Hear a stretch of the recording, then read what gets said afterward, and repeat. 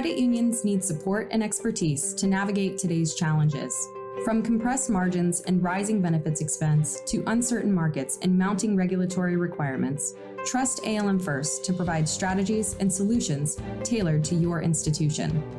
With over 25 years of service as a fee-based, SEC-registered investment advisor and balance sheet consultant, our size and scale deliver you expanded loan and investment opportunities and world-class analytics and on-demand tools to strengthen your financial performance. While you focus on serving your membership and community, let ALM First guide your institution to a stronger, successful future.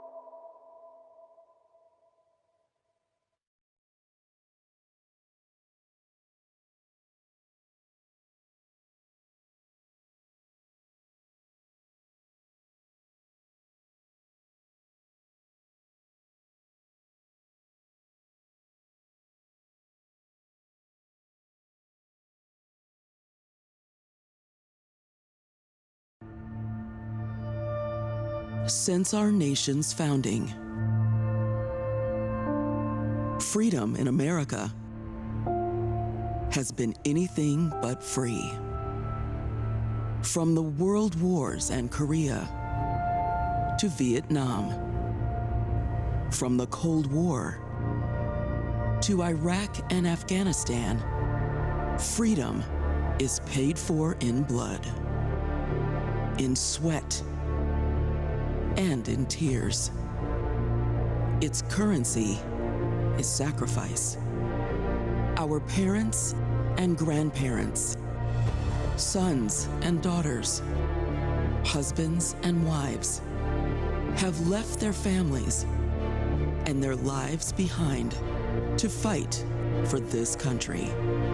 They've shown the commitment and the courage to serve in the world's greatest military, and they've sacrificed their lives to protect ours so that our children and grandchildren can live free and brave with peace and prosperity in this country that we call home. Today we come together as brothers and sisters, united by freedom, bound by history, humbled by sacrifice, to say thank you.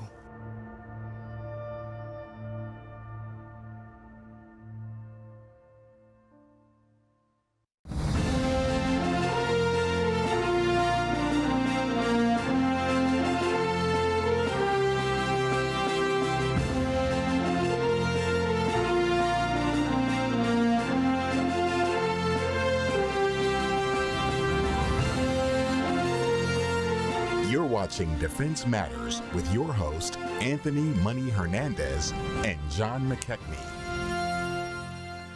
Welcome back, DCUC members and system partners. Once again, we are pleased you could join us today for our second annual broadcast event featuring defense matters that affect all credit unions who serve military and veteran communities. From the Bigwig Media Studios in downtown Washington, D.C. Now, I know many of you are at home or at the office watching this broadcast. However, I'm still going to say, let's all rise for the Pledge of Allegiance.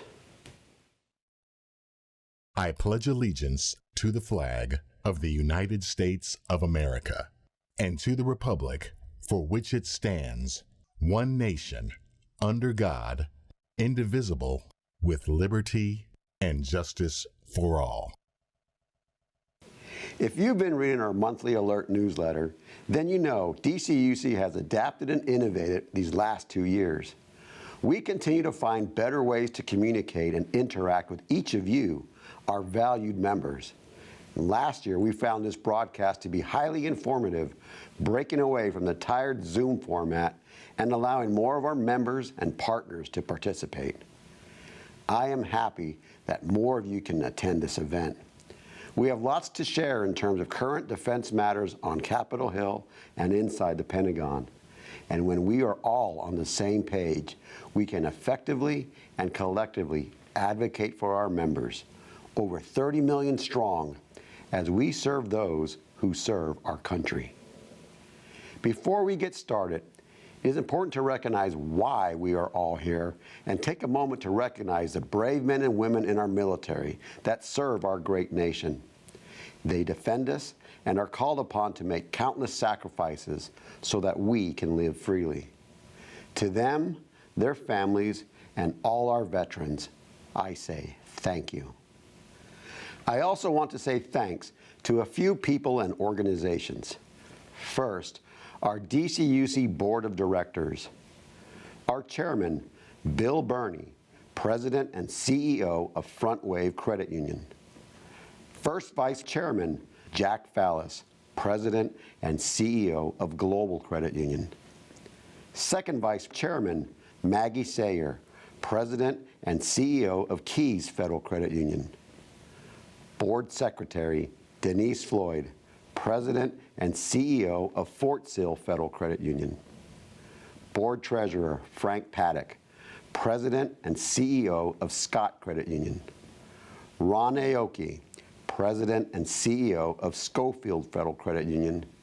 And Ryan Ross, President and CEO of Air Force Federal Credit Union. I also want to thank our sponsors for today's broadcast. These are stalwart supporters of your Defense Council, and we could not do what we do without their support. The Armed Forces Financial Network. The Armed Forces Financial Network was the only EFT network that provided access to the U.S. military, veteran, and civilian communities with ready access to their funds through ATM and point-of-sales terminals located at or near U.S. military bases worldwide, especially when no one else would do it back in 1985.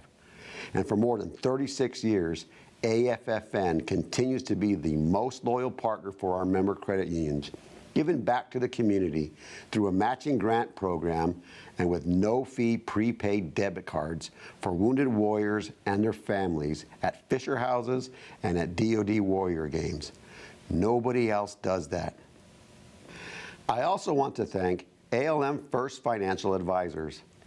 ALM First was founded in 1995 with a focus on financial advisory services for credit union clients. Through a strong dedication to service and risk management, ALM First has grown its client base beyond credit unions and has developed lasting relationships with hundreds of financial institution clients. And as ALM continues to grow, one thing remains the same: their strong commitment to ensuring their clients meet and exceed their financial goals. And Omni Commander. Omni Commander is a veteran-owned business well known for building mobile responsive, ADA-compliant websites with industry-specific search engine optimization. OmniCommander won the Credit Union National Association's Diamond Award due to the gorgeous imagery, amazing user interface, and sleek design of their credit union websites. Go to omnicommander.com for more information and to view their award-winning work. Also, be sure to check out what they are doing with Cyber Commander by attending our DCUC member brunch this Sunday, February 27th at 9 a.m. at the Marriott Marquis in downtown Washington, D.C. We will hear from Lieutenant Colonel Roy Ross, United States Army retired, who is an expert in cyber operations. And so we want to say many thanks to each of our sponsors. Here's a look at our agenda. We have lots to discuss today, including some brief comments from Senator Kevin Cramer from North Dakota and a member of the Senate Armed Services Committee, the Senate Committee on Veteran Affairs, and the Senate Committee on Banking, Housing, and Urban Affairs, all three crucial to what we do in support of our military. Plus, we have some extended remarks from the Honorable Kyle Hauptman, Vice Chairman of the National Credit Union Administration and DCUC's primary contact inside the agency. We will have that interview for you shortly. Lots of great answers and questions you won't want to miss. Once again, my partner for today is John McKechnie, Senior Partner at Total Spectrum. And as you know, John's work on the Hill and at the agency is valuable to what we do in terms of our advocacy efforts. Many of you know John and have worked with him before, and I'd like to say, John, welcome back to the DCUC stage. Thank you very much. Always great to be with you. It's a lot of fun to go through these issues every year, but also I hope it's informative for our audience. There's an awful lot to talk about, as usual. Well, John, again, thanks for being here, and let's get into our show. Good. I would like to introduce a good friend of DCUC. Senator Kevin Cramer was elected to the United States Senate on November 6, 2018, after serving 3 terms as North Dakota's at-large member of the United States House of Representatives. He is the first Republican to hold this Senate seat in his lifetime. Senator Cramer serves on the Armed Services, Veterans Affairs, Banking, Housing, and Urban Affairs, and Budget Committees. And while a member of the House, Senator Cramer made constituent outreach a top priority, describing interacting with the public as the best part of public service. And according to Legistorm, the Capitol Hill Government Issues website, Senator Cramer held more town halls than any other member during several of his years in the House. Senator Cramer is a strong advocate of the free market system and has a proven record of cutting and balancing budgets, along with encouraging the private sector through limited, common sense regulations and limited government. I first met Senator Cramer when I was a colonel in the United States Air Force during my command tour at Grand Forks Air Force Base, North Dakota. So I am delighted that he could join us today. Senator Cramer, welcome to the DCUC stage, sir, and you have the floor. Hey, I'm Kevin Cramer. Thanks so much for the opportunity to speak with you today at the Defense Matters Forum, because defense really matters.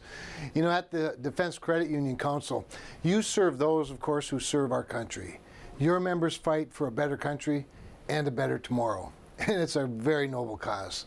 And you aim, of course, to equip your members with the best and most current information to address issues regarding the financial well-being of service members, their families, and of course our veterans. Thank you, thank you, thank you for what you do. You know, as a senator from North Dakota and a member of the Senate Banking Committee and a member of the Senate Veterans Affairs Committee, I seek to do the very same thing for North Dakotans, for veterans, and frankly, for all Americans. You know, I'm constantly looking for opportunities across the federal government to not add but to remove bureaucratic obstacles and, of course, to streamline the burdensome regulations. Looking in the space in which you operate, of course, I've long been fighting the efforts of others to impose regulatory compliance burdens on defense credit unions as if they were a bank. I opposed legislation that sought to do just that, and I'll continue to do so. There's no need to make it any more difficult for you to do your job so that your members can realize their dreams, buy their first house, save for retirement. Of course, the list of major milestones and financial well-being goes on and on. Another area of great interest to me is the recent efforts from the United States Postal Service to provide banking services. So in November, I joined colleagues on a letter to Postmaster General DeJoy denouncing the Postal Service's misguided attempt to federalize financial services. Not only would it be a terrible shift in their mission and attention and resources, but the agency inherently lacks the expertise in financial products and offerings. Furthermore, any expansion into consumer financial services raises the troubling possibility of government-run banking in the future, and none of us are for that.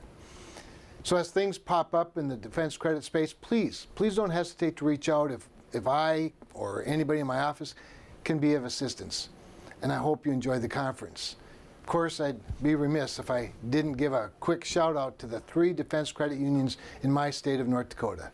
Minot Air Base's North Star Community Credit Union, the Grand Forks Air Force Base's Service Credit Union, and of course, Freedom Community Credit Union. Thank you for your hard work in our state, and keep it up. God bless you. Take care. Thank you, Senator Kramer. We really appreciate you taking the time to send your greetings to our audience. And I remember working with you when I was in command at Grand Forks Air Force Base and delivering the groundbreaking Enhanced Lease Use Initiative for the state of North Dakota and our military. You were a class act then and now, and we are truly thankful for your time and for your service to our great nation. Earlier, I had the opportunity to sit down with our next speaker for a discussion on regulatory matters affecting our industry, along with some questions on the agency's 2022 supervisory priorities. The Honorable Kyle S. Hauptman was nominated to serve on the NCUA board on June 15, 2020. The United States Senate confirmed him on December 2, 2020, and he was sworn in as a member of the NCUA board on December 14, 2020. The NCUA board approved his designation as Vice Chairman of the NCUA on December 18, 2020. Prior to joining the NCUA board, Mr. Hauptman served as Senator Tom Cotton's advisor on economic policy, as well as the staff director of the Senate Banking Committee's Subcommittee on Economic Policy. Previously, Mr. Hauptman was a senior vice president at Jeffries & Company. He worked at Lehman Brothers as a bond trader in New York City, as well as in their international offices in Tokyo and Sydney, and served as a voting member of the United States Securities and Exchange Commission's Advisory Committee on Small and Emerging Companies. This is his second appearance at a DCUC event. And if you remember from our annual conference in Florida last August, Vice Chairman Hauptman highlighted what he saw as early warning lights for our credit unions as we continue to struggle in recovering from the pandemic's effects. We also discussed arbitrary interest rate caps and the adverse effects on financial inclusion. I highly value the Vice Chairman's support, and I consider him a great friend of DCUC. Thank you for being here, Mr. Vice Chairman. Once again, we're very happy you are here and for your support of the Defense Credit Union Council. I appreciate the fact that you have taken the time to join us in the studio as we broadcast to more of our members who are unable to make the trip to Washington, D.C. next week. Plus, we believe it is important that you are here in person and willing to speak directly to our members, which is the essence of good government: open, transparent, and responsive. So before we get started, are there any words you have for our audience? Sure. Well, first of all, I appreciate the invite. You don't have to thank me for coming. First, we've done this once before, and you were a pretty good interview, so I wasn't afraid to come back to do this again. DCUC is obviously a great group. They do very important work. If you'd like, I can talk about my priorities. Sure. Is that what you want me to get into? Absolutely. Okay. The 3 things I started with, and I'm now 14 months in, still have yet to have an in-person board meeting. That's how it is. Number 1, my main thing is I don't want to be responsible in any way if credit unions like traditional banks, slowly go the way of Blockbuster Video because their regulator wouldn't let them innovate. What we mean is, if you're losing market share or mind share to new fintech firms, what is it you need from NCUA to do those things instead of being outcompeted? So crypto and blockchain is very important. We want to make sure that people can do what they think is best to serve their members and not watch outflows of capital and easier services happen to other places, not credit unions, right? Want to make sure they can innovate. So crypto, blockchain, and then the broader fintech, that's priority one. Priority two is looking at the de novo process, which ties into why is it so difficult to start a credit union, and is it so hard to be a small one? Because the new ones are almost always small, so we're kind of dealing with both issues. It's not that we think, that I think, that NCUA should determine how many new credit unions there are or how many there are in total. But the American people should determine if they want to have a new financial services provider in their field of membership, they should be able to do it without an undue burden at NCUA. So we've revamped that process. And the last thing is what I would say is customer service from NCUA to your credit unions. Just modernization, all the things we normally deal with. I live in DC, it's not nobody's model of good governance, my local government. But when I call a department, it's, this call is monitored for quality assurance. So we've now put in a supervisory letter that something that was always there, but recording your exit exams just so everybody is clear of what was there. That was always available. It's easier than ever during COVID times because if you're using Zoom or one of these programs, you just hit record, everybody sees it, and when you're done, you get an email and you can send it to NCUA or anybody else, right? And if I was a new credit union CEO or a new examiner, I would love to be able to see or hear the last exam. Right. And it's just basic customer service. We're on hold all the time, whether it's Verizon, this call is monitored for quality assurance. So the customer service thing I'm talking about right now has two elements. Number one is encouraging recording. Credit unions out there, please, reference me, reference the letter. Say, hey, I'd like to record this for everybody's benefit, just for clarity. Just a very useful tool. And then also we have a pilot going on of a quick 5-question exam after credit union exams for NCUA, the examiner, and for the credit union. If you ever take Uber or Lyft, feedback. How was, it's right away. How was it, right? And it's not just that you find out right away if there's an issue, it's you communicate your priorities, right? For Uber and Lyft, was the car clean, and as a result, there's probably fewer McDonald's wrappers in Uber and Lyft than there are in old school taxis. It's not because of the human beings, it's because of the accountability right away. And we're gonna communicate things like, was everything put in writing that you have to do going forward, right? Sure. We don't think we're going to catch a big disagreements necessarily, but it does communicate to everybody in the room that as soon as it's over, you're going to do this quick survey, right? And of course, the last question will be, what other questions should be on the exam? Because things change over time. There were certain COVID-related questions that hopefully will not matter. So anyway, those are the three. Sorry. Would the results of that survey, would that be public or aggregated? The aggregate possibly. Right now, we always had an ombudsman, right? Right. And like a lot of government agencies, we're basically a monopoly provider of services, and that's the core issue. There's nothing to do with the good people at NCUA or any other agency. And monopolies produce mediocre products at high prices, right? Public, private, anywhere in the world. So we're trying to bring in things that already exist that NCUA employees and credit union employees already deal with. You can't get to the parking lot after checking out of a hotel without, how was your stay at the Marriott, and they want it right away. So it's going to go to the ombudsman to start. I think we may be able to, this is a pilot program, we'll see how it goes, publish the aggregates, okay, and there may even also be a place in this world for what FDIC does, an anonymous one. Sure, yeah. Sometimes you want to say something but not get involved. But the main thing we want to do is normalize this so you're not the narc. You're not the, can I speak to the manager? Right. That it's normal. Everyone does it, Sure. You get better results and it removes the stigma. No credit union should feel weird about it. Like you can't, because everybody's supposed to do it eventually, right? And it's part of the process. You can't even order an Uber and Lyft until you rate the last one. They won't let you. Same with you use DoorDash or any of the delivery services. They've gotten rid of that, problem of some people complain and some people don't say anything, you know? And everybody knows it, and it's not, hey, why did you comment on me? No, everyone does it after every exam, Yeah, it's part of the process. So all I would say to all this is just modernization. Nothing that the rest of us aren't used to in the rest of our lives. That sounds neat. I mean, I'd be interested to see what what the feedback is. One of the reasons I took this job was being on Capitol Hill and hearing from institutions about their regulator, not just financial regulators, but anything. But they didn't want you to say their name.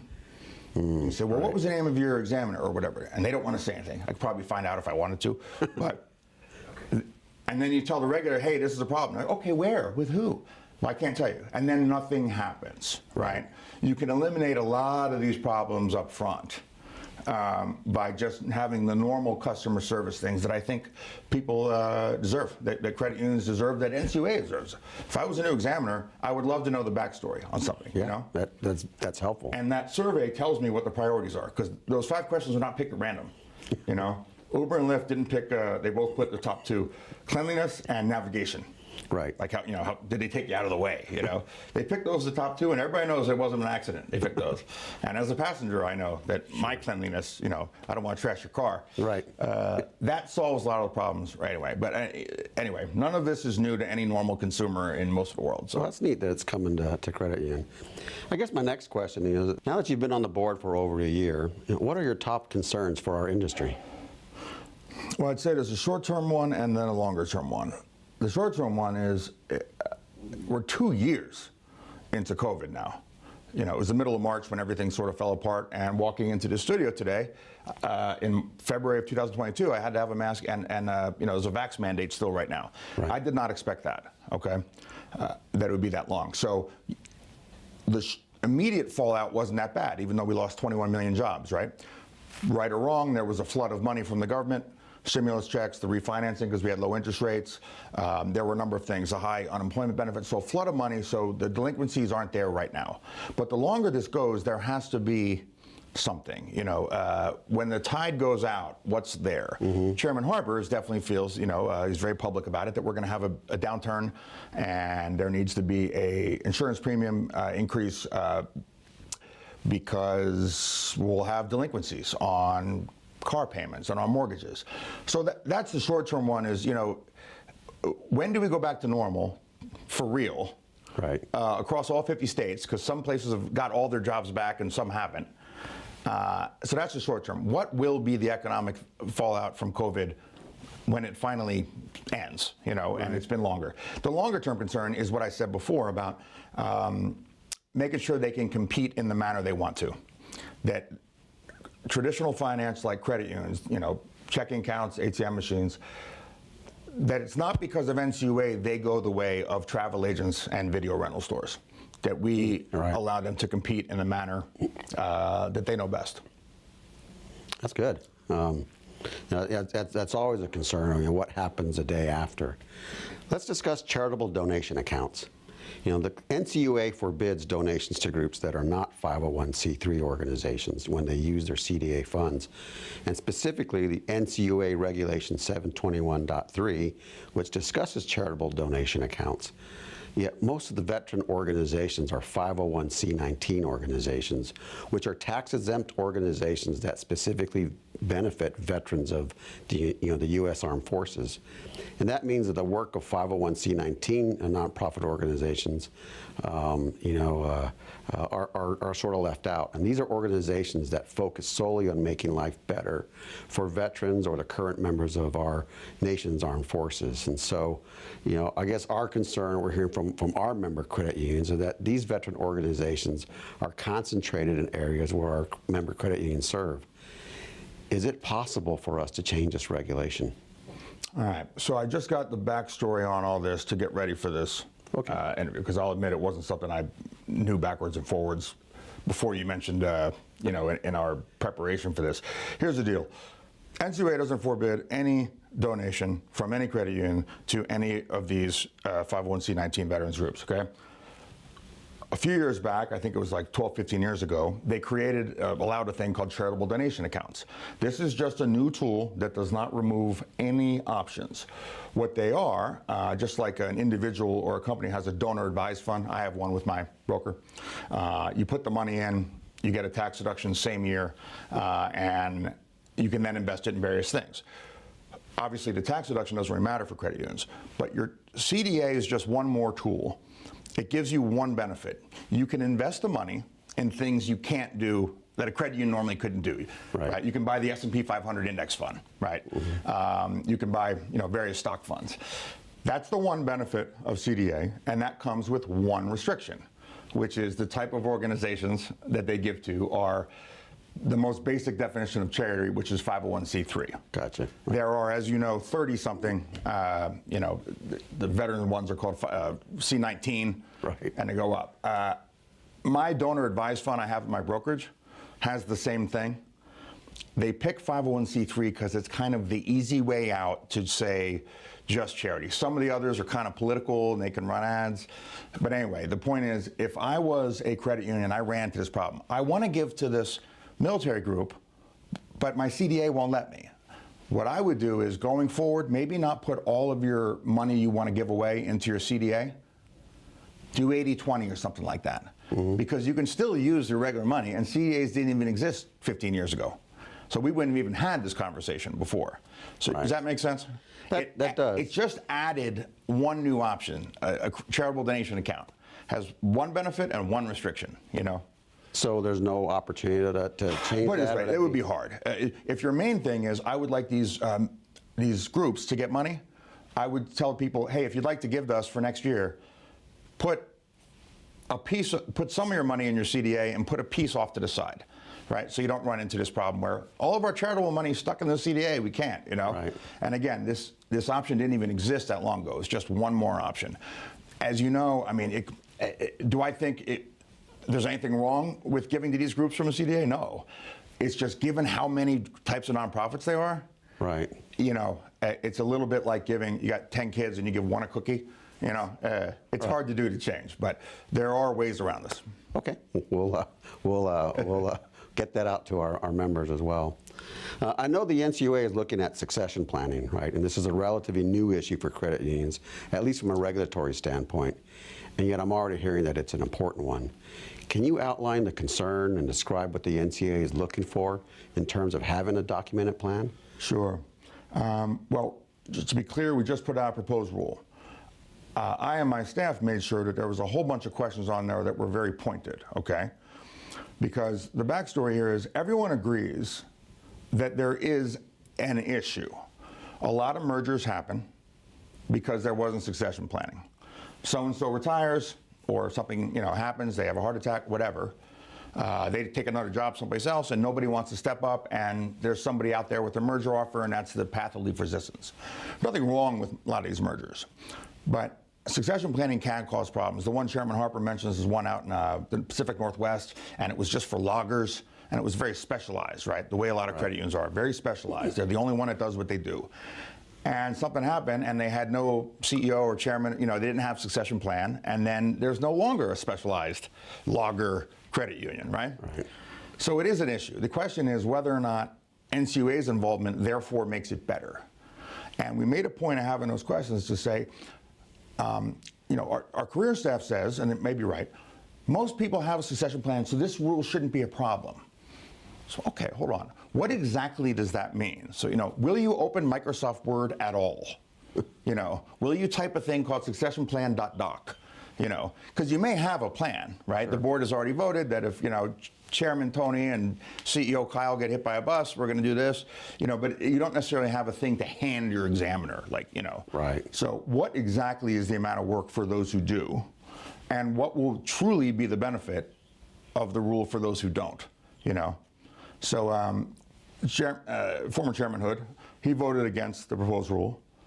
Chairman Harper is the one who proposed it. I voted for it, but I kind of agree with both of them. There is an issue, but as Rodney Hood says, we're trying to see what exactly a rule will do, and will it actually be no problem at all for those that don't have succession plan problems, Sure. So we'll see as we anybody listen to this, please respond to the AMPR. The easiest thing is, hey, I think we're set.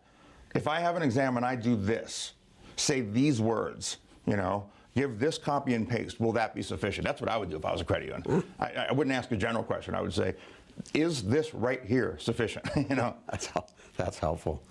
The NCUA recently published its 2022 supervisor priorities. We're hearing that balance sheets will be more closely scrutinized than usual for risk management, as well as concentrations because of economic fragility. Again, can you expand on the trends that are causing this concern, and then how does rising inflation or supply chain issues or consumer confidence drive economic fragility? I think they're all kind of the same answer, which is that we're coming out of, knock wood, a pandemic. The stimulus efforts, both fiscal and monetary, may be wearing off.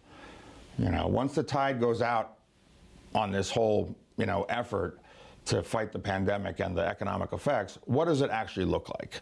And like I said, geographically in this country, there's big differences in economic performance, right? Some places, right or wrong, had bigger lockdowns and they have 70% of their jobs. Some places have exceeded the number of pre-pandemic jobs. So, and there may be industries that are harder hit, right? I think we agree that when we go back to normal, it's not gonna be exactly the same.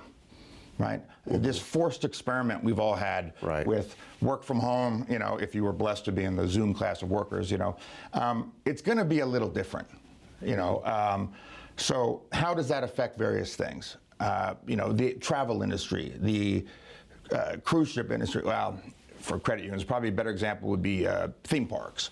Do they take a while? People who work in entertainment.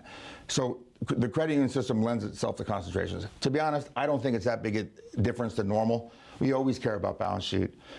But because of the inflation, because that means rates will rise, because that can hurt consumer confidence because they're being hit by a convention, does that mean we're on the front end of a slowdown or something? And obviously it's when there's an economic slowdown that we find out what's there. What's there, right, yeah. Makes sense. We're also hearing that cybersecurity issues could consume a large, part of the examiner time in 2022. Any comments on that?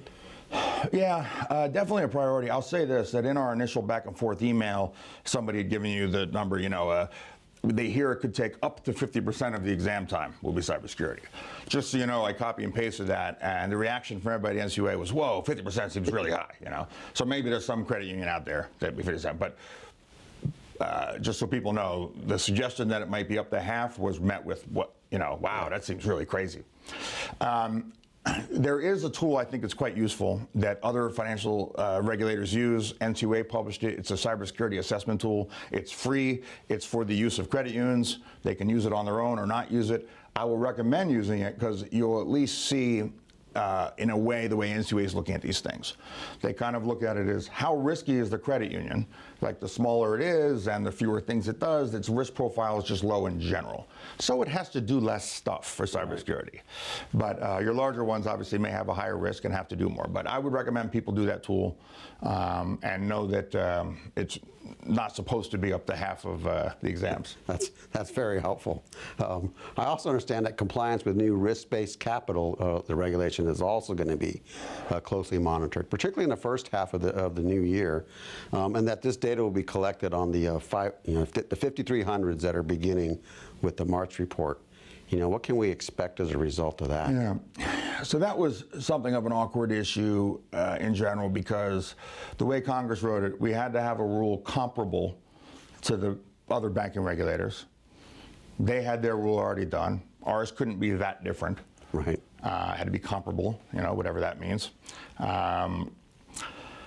So we also passed the cooler, the simplified one. It is the expectation that most people, most credit unions, will not have to actually focus and calculate in a risk-based capital because they will meet the simplified capital ratio. The objection I raised when it came up is, wait a second, what happened to 7% being well capitalized? Because for the credit unions that risk-based capital applies to, right? For the ones of a certain size and up. It is, I don't particularly like this, but 7% has kind of stopped being the holy grail. If you now have to either have a risk-based capital score of something or get out of risk-based capital with your simplified leverage ratio, we call it cooler. Right. But again, hopefully the cooler is sufficient to make sure that people don't have to worry about risk-based capital. And we should, like all these new rules, be understanding, I'll say, of people doing anything for the first time. Sure. Yeah. You never know.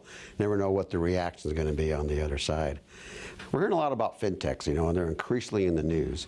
And a while back, the OCC granted a full banking charter to SoFi, a lending fintech. And so basically, the OCC, said to SoFi, you can become a bank holding company and take full advantage of a national bank charter, meaning deposit insurance, various powers and authorities.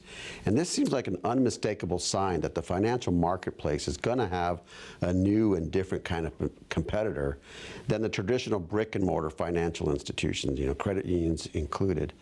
And so what is the NCUA's plan for this brave new world? And are we going to see a fintech credit union in the future? It's an interesting question, but the expression, predictions are difficult, especially about the future. What we do know is that the future will be different. Right. 25 years ago, you didn't have mobile banking, internet, but technology has affected credit unions. They've always been innovators. It will affect them in the future. What I will say is when we had our crypto blockchain RFI last summer, I think of that as a broader sense. It's all new technology, right? Mm-hmm. Which is, instead of having an Uber versus taxi argument, hotel versus Airbnb, say, credit union, is there something out there that a new fintech is doing that you think would be good for you to do, okay? What is that thing, and what do you need from NCUA to do it? Do you need guidance? Why do you? It doesn't mean we're going to allow everything. Right. But we don't want NCUA to be an excuse to not do profitable, viable activities and instead complain about the new guy, because that never works in the long run, Sure, because that's product of evolution, right? I've already seen it where credit unions didn't do something that didn't break any rules at NCUA. This was a partnership with a crypto trading platform. Didn't break any rules, which is why we didn't have to put out a rule to specifically allow it. But most credit unions said, no, I don't think my regulator will allow that. I don't think they'll like that. Didn't break a single rule. That's what we want to get rid of. And I think that issue right there, where you don't know what your regulator is going to say, what's the point of following rules if there's apparently a whole bunch of other ones that aren't written, right? Right, and the absence of guidance, right? Right, yeah. So that's where you ask people, okay, do you need a sentence or a letter that says, yes, you can do this thing in this manner with some caveats that our lawyers will put in there, But fighting new technology, provided the new business model is valid, it's sustainable, it's profitable, trying to get these people not to be able to do that is a failing strategy, right? Mm-hmm. Credit unions want to innovate, they can. And we at NCUA have to know that new ideas, some of them work, some of them don't, some of them before their time, and allow that experimentation. Because if we don't, we're going to be standing by while the industry sort of slowly loses young people, loses mind share, loses wallet share. Be selling buggy whips in an age of automobiles, right? Okay, so finally, overdraft protection programs. We understand those will receive some special attention per the chairman's directive. What sort of things are in and out of bounds with respect to ODP?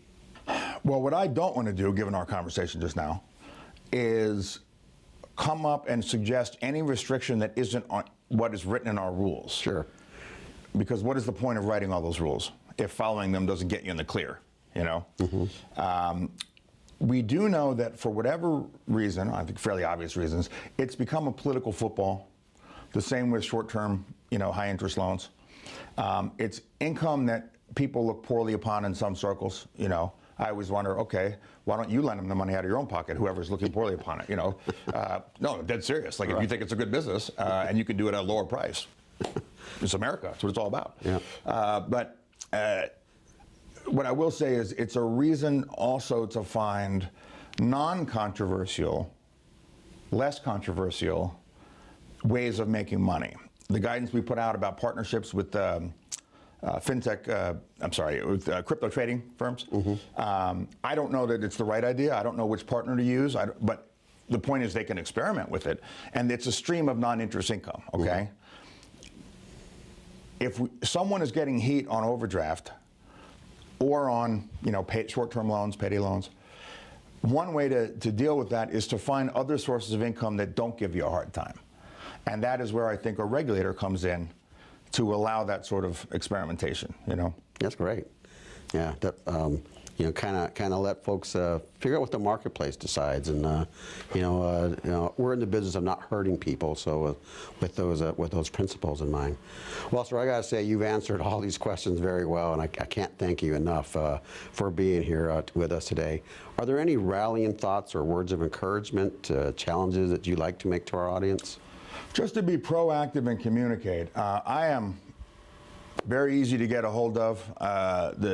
Whoever's the chairman has this unbelievably packed calendar. Turns down 2 speaking engagements a week. As the 2 board members, I want to listen to people, and the most enjoyable thing I've done so far is get my staff, our career staff, and credit union folks, whether it's leagues, all on a Zoom call to talk about these things, so we hear directly.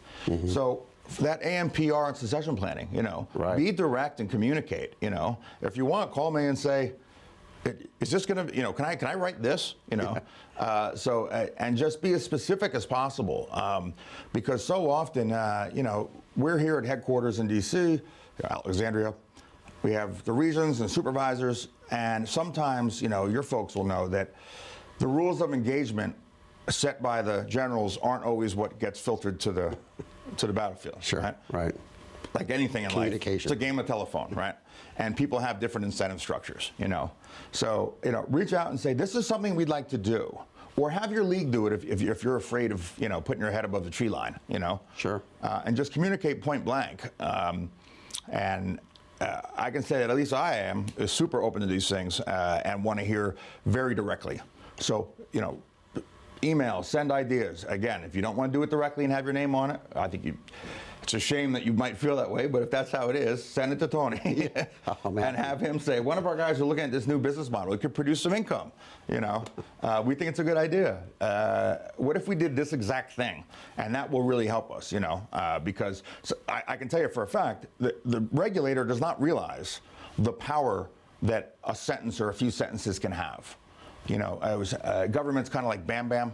It doesn't know its own strength. Right. Everything lands in a big way. What it says and what it doesn't say.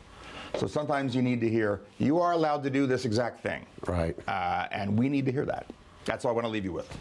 Well, again, I really enjoy our discussion, sir, and the support you give, not only to DCUC, but our members at large. And so, I just want to thank you again for being here. And what I want to tell our members, those that are watching, is that you can catch Vice Chairman Hauptman at our DCUC annual conference later on this August, August 2nd through 5th in San Antonio.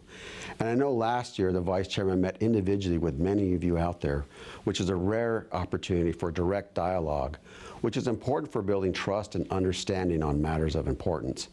And so I hope those of you watching will join us in August. Again, many thanks, sir, for your support, and thank you for being here. Anytime. That was great. John, what do you see happening at the NCUA, as we head further into 2022?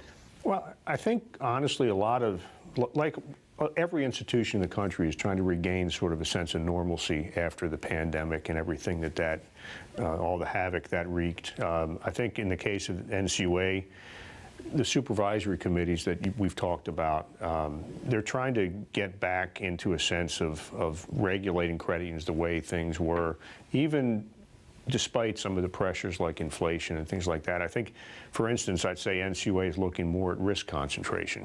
I think they're looking at different kind of risks that are posed by climate. You've seen recently NCUA's put forth a proposed rule on succession planning, which is really a way to address some of the mergers that are going on in the credit union system. So, it's going to be a welcome change to get back to a more open way of doing business. I actually hope that we can set foot in the agency sometime this year. I know that sounds ambitious, but I enjoy going to board meetings and watching the proceedings in person. I don't know what the plans are for that. I don't know what the plans are for in-person examinations. But again, we're heading back to a more normal way of doing business, and NCUA reflects that. Yeah, sort of rolling with the punches and then going with the flow. Yeah, and the board is, I think this board is becoming used to each other. I think they're beginning to work and collaborate in a way that is positive for everybody. So, I think good days are ahead. Well, thanks, John. I really appreciate the inside knowledge. DCUC will continue to keep you informed via our DCUC email message channel. Please let us know if you are not getting these important updates. You can subscribe to these emails via the address at the bottom of the screen. A word from our sponsor. Credit unions need support and expertise to navigate today's challenges. From compressed margins and rising benefits expense to uncertain markets and mounting regulatory requirements, trust ALM First to provide strategies and solutions tailored to your institution. With over 25 years of service as a fee-based, SEC-registered investment advisor and balance sheet consultant, our size and scale deliver you expanded loan and investment opportunities and world-class analytics and on-demand tools to strengthen your financial performance. While you focus on serving your membership and community, let ALM First guide your institution to a stronger, successful future.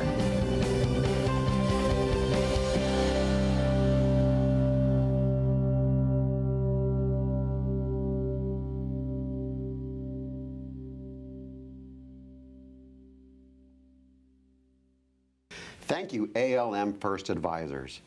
Make sure you visit www.almfirst.com to see more of what they offer, and I highly encourage you to attend one of their events.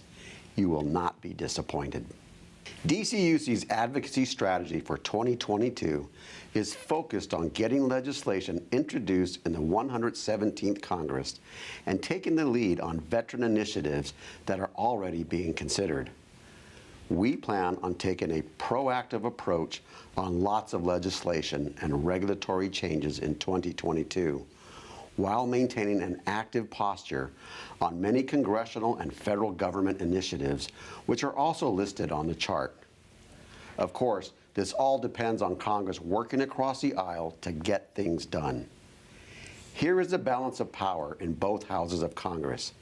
As you know, while Democrats control both houses, it would not take much to swing votes on important issues. And you are all familiar with how the House leadership breaks down, and many of you already know how the House Committee on Financial Services, led by Chairwoman Representative Maxine Waters from California and Ranking Member Representative Patrick McHenry from North Carolina, along with the Senate Committee on Banking, Housing, and Urban Affairs, led by its chairman, Senator Sherrod Brown from Ohio, and Ranking Member Senator Patrick Toomey from Pennsylvania. However, since we are the Defense Credit Union Council, and as most of our members are military and veterans, we also work with the House Armed Services Committee and the subcommittees on personnel and readiness, plus the leadership and staff on the Senate Armed Services Committee. We also work with the House Committee on Veterans Affairs and the Senate Committee on Veterans Affairs. John, what's your impression 1 year in of the 117th Congress? Well, I think the impression is that it is influenced very heavily by the overarching environment with COVID, and we're still again trying to get back to what you would call normal legislating. In addition to that, the overlay is the partisan divide. The two parties don't get along particularly well right now. There's a lot of division. It's difficult to achieve consensus. That's not to say that it's not possible to achieve it. It's just it takes a lot more work. And it also takes a lot more recognition of the fact that a lot of members of Congress right now are focused on other issues. The attention span is not there. One final factor, I think, candidly, is the elections. That's going to really color the way the legislative agenda unfolds for the rest of the year. We're now in the winter of 2022, but I'd say by the early part of the summer, it's going to be very difficult to get anything done without finding real ways to factor in the elections. It's a tough environment, but again, that's part of the challenge. That's what makes it fun. Are there any lingering challenges and opportunities as we get back on track towards the midterm elections? Or really, how much can we accomplish before the end of the legislative calendar when they have to go back and campaign? Well, that's a good question. I think one of the things that we've always dealt with at DCUC is the reality that every year, regardless of elections, there's got to be a defense authorization bill. And that's something we always keep a very close eye on. And every year we have to work on that perennial issue involving the military lease on bases, which is something the bankers continue to be persistent about. And we're going to do the same things we always do, regardless of an election. And I think in that particular case, with that particular issue, defense is such generally a bipartisan priority. So we're able to get that done, and that bill is going to pass, as I said, regardless of whether you have an election or not. So I'm very interested in watching the way this year's defense authorization unfolds, but I think it's going to be essentially, at the end of the day, the same as it always is. Well, thanks, John. I appreciate that as well. Before we discuss our advocacy initiatives, I would like to thank DCUC's Military Advocacy Committee for all its work in continuing to help us explore, study, and craft legislative and regulatory positions that help our member credit unions and, more importantly, the 30 million members we serve each day. The DCUC Military Advocacy Committee meets once a quarter for about an hour. It's composed of CEOs, compliance officers, and general counsel staff members, along with a growing number of credit union leagues. I highly encourage each of our member credit unions to participate. Contact us at admin@dcuc.org and we can get you on the list. Send advance materials and meeting invites. Our next meeting will be on April 8, 2022 at 2:30 p.m. Eastern Daylight Time. Please join us. Let's discuss the 2022 National Defense Authorization Act, which was just enacted. The House Armed Services Committee directed a non-binding report in language submitted by Representative Stephanie Bice from Oklahoma, which directs the Secretary of Defense to submit a report to the Committee of the Armed Services of the Senate and House of Representatives not later than July 1st, 2022 on the following. 1. The availability of financial services institutions on military installations. 2. The degree to which service members and other personnel that live or work on military installations have the ability to choose between different financial services providers, including banks and credit unions on military installations. 3. Federal policies and regulations impacting access for financial services providers that seek to offer their services on military installations. And 4, a description of how the department calculates the in-kind value of services provided by financial institutions on military installations and whether the in-kind value calculated for these services can be used to partially or fully satisfy the fair market value requirement for leasing non-excess property on military installations pursuant to the Military Leasing Act in Section 2667 of Title 10 of the United States Code. DCUC does not necessarily oppose a study. In fact, we were successful in removing some of the language as it was being drafted. However, we remain concerned about banker narratives that could influence their report. These concerns were communicated to the House Armed Services Committee ahead of their vote. And during our visits to Capitol Hill, in the media, and on base as early and as often as possible. First, DCUC has always maintained that no military member is deprived of access to financial services when banks choose to leave the installation. There is a defense credit union on each base, and there are also plenty of mobile banking alternatives, so we don't see any service members being deprived. Second, DCUC has always maintained that banks can and should use a regulatory process for obtaining in-kind consideration pursuant to Section 2667 in Title 10. Now, this is a negotiation between the bank and the installation, and the fact that banks are unwilling to open negotiations is very telling. However, we can be assured the bank lobby will try to shape the outcome of the report and once again clamor for equal treatment on the installation, just as they have each year. So I want to encourage each of you to stay alert. Let your representatives know that banks and credit unions are not the same. We are not for profit and intrinsically tied to the communities we serve. Remember, stories help build our case. Plus, our success goes straight back to our member owners, not anonymous shareholders. John, what's your take on this report? Well, the first thing that's obvious is that, once again, the bank lobby lost.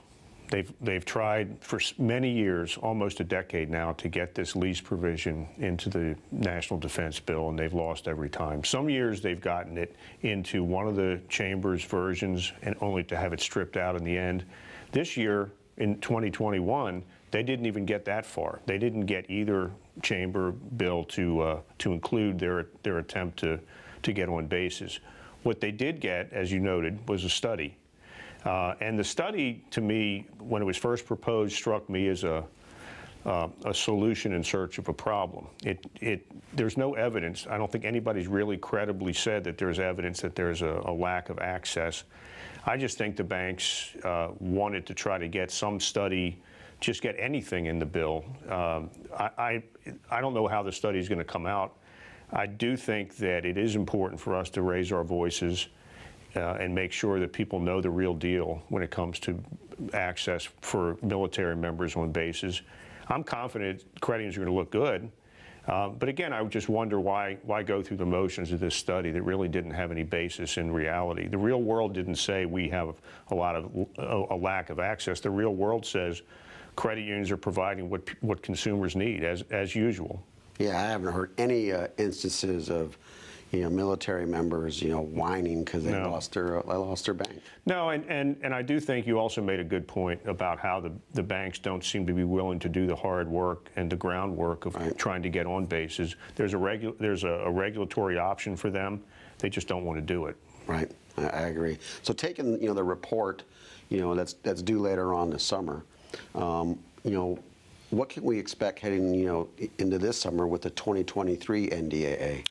Well, I have no reason to think that the banks are going to let up on their attempts to push their way into the bases. I suspect that they will try again to get the bill to say something about banks having access, and I think once again it's going to fail. But do you think they'll try to use a study as a launch point, or that would be logical, because I think that they want to use the study to show some kind of problem. But again, I think that we at DCUC, as well as other credit union trades, have done a very good job of educating Congress about what the reality is, and I think that's why Congress has turned the banks down every year.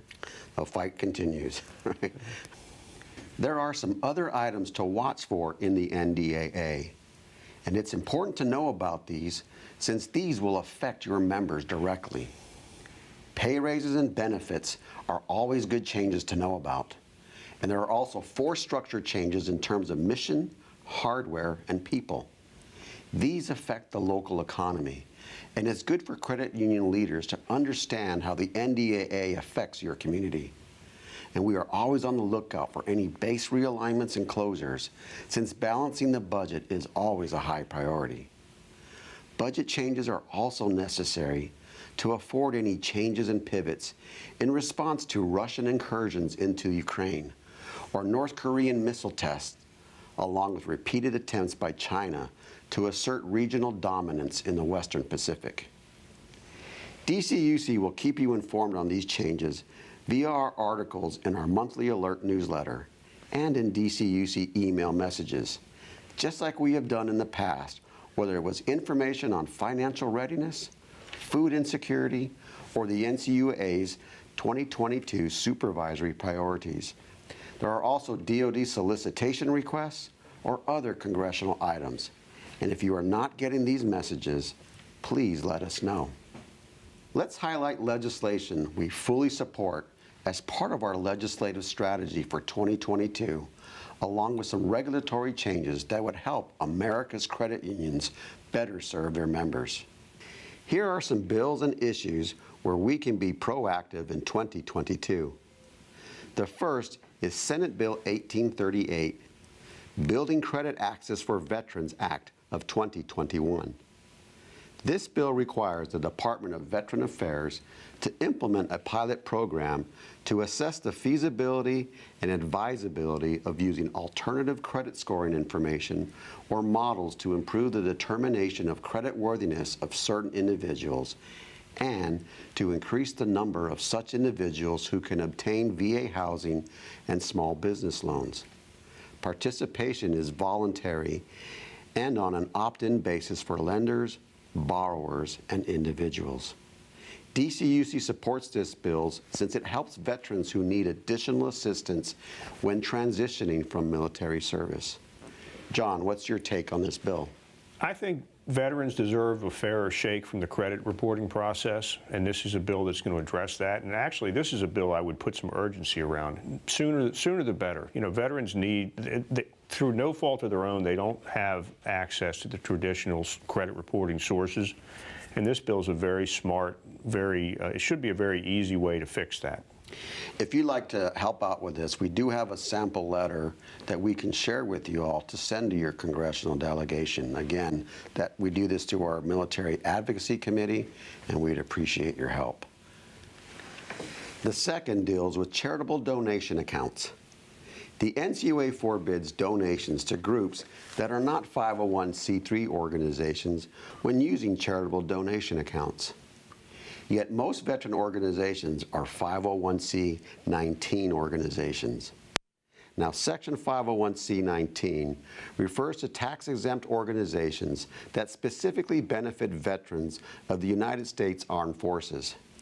That means the work of 501c19 nonprofits must focus solely on making life better for veterans or current members of the Army, Marine Corps, Air Force, Navy, Space Force, and even our Coast Guard.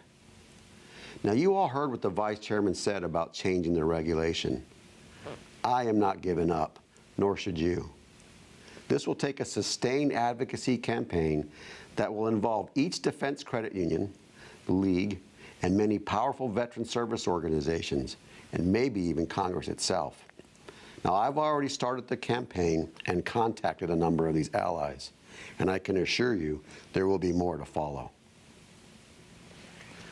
I believe we should continue pushing for reintroduction of the Veteran Business Lending Exemption Act as an example of how all credit unions can take care of our veterans. DCUC supports legislation to amend the Federal Credit Union Act to exclude extensions of credit made to veterans and military members from the definition of a member business loan. This is where America's defense credit unions can help bridge the gap, especially as we continue to recover from the pandemic. Military members already trust their credit union with their hard-earned paychecks, so let's not send them away to a competitor when they need a business loan. John, can you give our audience a sense of where we're at on the Veteran Business Lending Exemption Bill? Well, first and foremost, I just want to reiterate, this is a great bill. And really is something that we've worked on for several years. It continues to, I think, make progress. We're trying to get it reintroduced in this Congress right now. Been working very well. Tony, you spearheaded some outreach to two U.S. senators, Senator Hirono from Hawaii and Senator Sullivan from Alaska. You worked with other trade associations. You worked with the leagues involved. I think we're getting close to having this reintroduced, and I think it's going to be a very positive thing to talk about.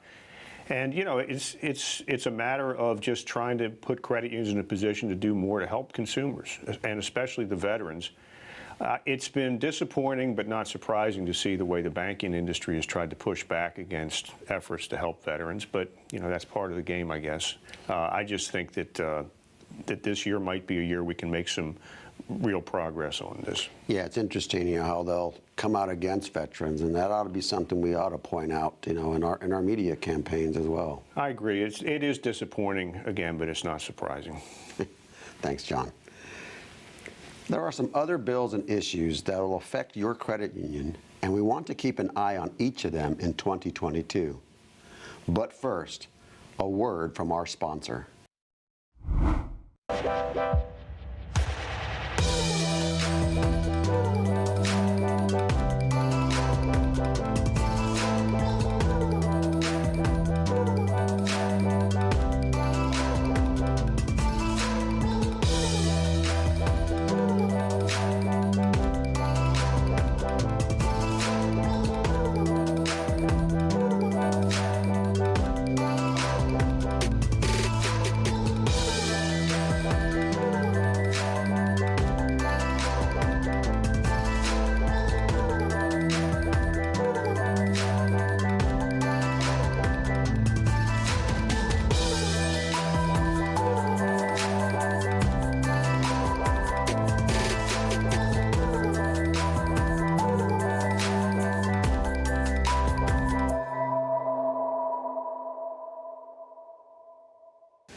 Thank you, Omni Commander.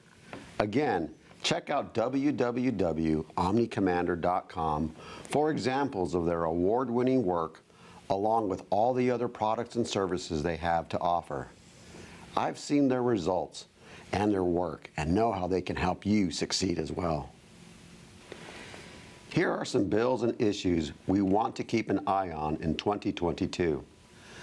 The first one we want to focus on is a Veterans and Consumers Fair Credit Act. DCUC does not support the bill as currently drafted, particularly since it includes the all-in rate, which can easily exceed the 36% threshold. Now, I get that the legislation is aimed at predatory lenders, and it should be. Just leave credit unions, including state chartered, out of it. John, what can you say about this bill? It's an unfortunate example of the law of unintended consequences. There's a good intent behind doing something about predatory lending. Nobody would disagree with that. But the way this legislation would approach it, and it hasn't been introduced yet, but it's being rumored in both the Senate and the House. And it's something we need as a credit union movement to educate lawmakers as to why the 36% figure you cited, which sounds good on paper, but it's a lot more complicated than that, and it's going to actually have the effect of harming consumers by really restricting the access to credit. Let's hope this bill doesn't get introduced. I'm still hoping that maybe the potential sponsors can be talked out of it. Well, we'll definitely keep an eye on it for sure. Definitely. I did want to alert our audience to some late breaking news that has to deal with the Military Lending Act. That's kind of an outgrowth of the Veterans and Consumers Fair Credit Act. I understand DoD will be issuing a notice of proposed rulemaking on the MLA sometime this summer. This will reimpose the gap restrictions and other standalone products that factored into the purchase of a vehicle. Now, this is disappointing in that DoD does not seem to have learned or does not seem to even care about the harmful effect this will reimpose on our service members. We will keep our eyes on this and discuss an aggressive course of action at our next Military Advocacy Committee meeting. John, are there any other things we should be concerned about, with respect to things in front of the 117th Congress? The one issue that I think is also potentially kind of a shark in the water would be a new effort on Capitol Hill to impose a rate cap on credit interchange. We all know about the debit interchange issue from a decade ago and how problematic that is. Unfortunately, there's a saying that no bad idea ever goes away completely in Washington, and I'm afraid that there are people on Capitol Hill, especially in the Senate, who seem to want to resurrect the idea of a cap on credit. And that's one of those potential bills. Hasn't been introduced yet. Certainly right now it's under construction. It's being drafted. There are drafts being circulated. I hope that we can dissuade senators from introducing something like that. But that is an issue that concerns me. If it emerges, if it's actually introduced as a bill, we're going to have to really work to fight that and educate. Everything we talk about is about educating members of Congress. Sure. And I also think we've alluded to this earlier. It's all about the members.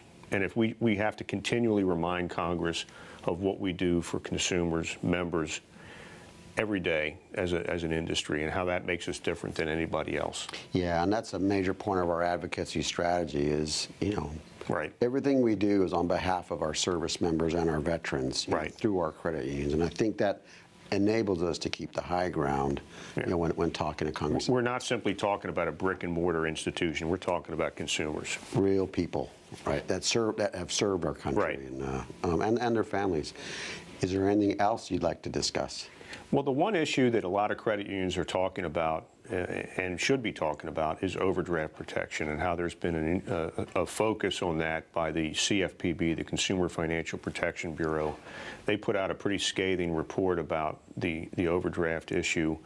In response to that, several banks and credit unions have started to either curtail or do away with overdraft.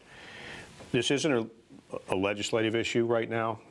It isn't really even a regulatory issue, although it's possible that CFPB does issue either a draft regulation or some kind of guidance. But what's happening is the marketplace is evolving in a direction that takes us away from overdraft. Right. Once again, this is an opportunity for credit unions to explain to Congress and to regulators and to the media, what's the real deal with overdraft? Is it really the negative that some people portray it to be? I would argue the credit unions have overdraft programs and administer them in a very responsible way. If there's consumer benefit, we should be able to step forward and emphasize that. And I think there is a case to be made that those kind of programs can be beneficial if people know what they're doing. Absolutely, and I know there's been lots of discussions on both sides of this issue, mm-hmm. and it is something that we, will continue to discuss and elucidate further mm-hmm. on, especially with our military advocacy committee work. Absolutely, yeah, and I do think, again, just to be clear, the regulators may in fact do a rule on this. They may just do guidance, or they may do nothing and sit back and let the market continue to evolve in the direction that it's going. But it's not a cut and dry issue. It's not black and white. And I hope we can take an opportunity to make that case. Thanks, John. And I know there are lots of opinions on both sides of this issue, and this is something that we're going to have to continue to discuss in our military advocacy committee. And if there's anything else that you'd like to discuss that we didn't cover in this portion, please contact us. We'd be happy to give you our take on it, as well as a way ahead. And folks, that concludes the advocacy portion of our Defense Matters broadcast.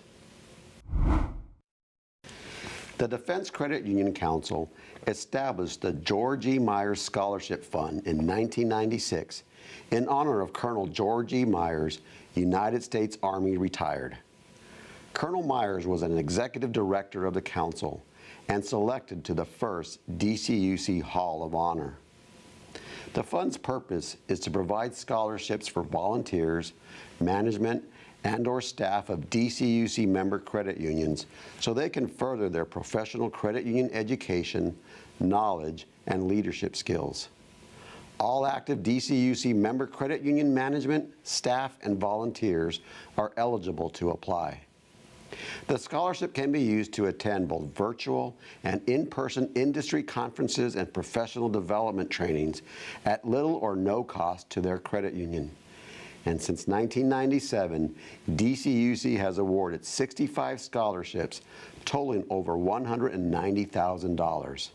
And this year is no different. Here are the 2022 winners of the George E. Myers Scholarship, who will each receive a $3,500 scholarship. They are Steve Deere from RG Federal Credit Union, Aaron Force from Service Credit Union, Danny Landman from Fort Sill Federal Credit Union, and Alexandra Romju from Global Credit Union and a former DCUC crasher. Congratulations to all our winners, and thanks to everyone who supports our scholarship program by purchasing our annual White House Historical Association ornament sale each fall and for nominating great applicants each year. I hope each of you were able to get something from the information presented during the broadcast and in the digital package available online. Again, if you have any questions, please feel free to email or call me. We really want this to be an ongoing dialogue as we advocate for these priorities. Before we go, I want to encourage you to attend our annual conference this summer. The DCUC Annual Conference will be at the JW Marriott Hill Country Resort located near San Antonio, Texas. We have another great program already set, have confirmed more great speakers, and look forward to continuing our great tradition of bringing you the best, most informative, most useful programming possible. For more details, go to www.dcucannual.org and register. Did you know DCUC is a proud sponsor of Filene's Center for Emerging Technology? And once again, we are hosting an in-person event and will be partnering with Filene Research Institute to bring you more value for your travel dollar. So if you have never been to a DCUC conference or a Filene event, you won't want to miss us this summer. The Filene Research event starts on August 1st and will roll right into the DCUC conference, which starts on the 2nd. John, any last words before we sign off? Well, I'm just very glad to be involved in this process, and we definitely need credit union people to start coming back to DC. Credit unions always do well when you're here, and I'd love to see all of you back here in DC, as well as at our conference later this year. Time to get back to work. We will send you the link to this broadcast in the next couple days. Again, thank you for your support, and thank you for watching our presentation today.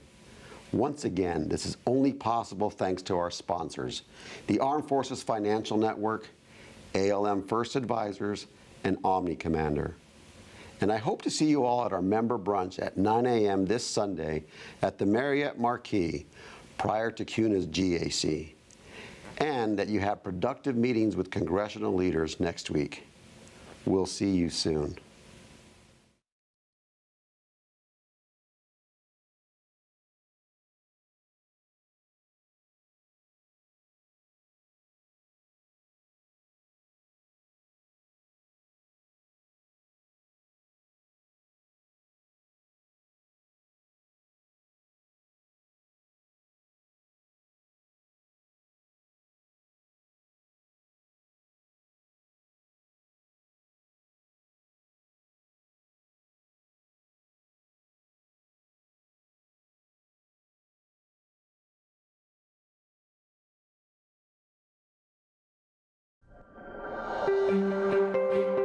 Credit unions need support and expertise to navigate today's challenges. From compressed margins and rising benefits expense to uncertain markets and mounting regulatory requirements, trust ALM First to provide strategies and solutions tailored to your institution. With over 25 years of service as a fee-based, SEC-registered investment advisor and balance sheet consultant, our size and scale deliver you expanded loan and investment opportunities and world-class analytics and on-demand tools to strengthen your financial performance. While you focus on serving your membership and community, let ALM First guide your institution to a stronger, successful future.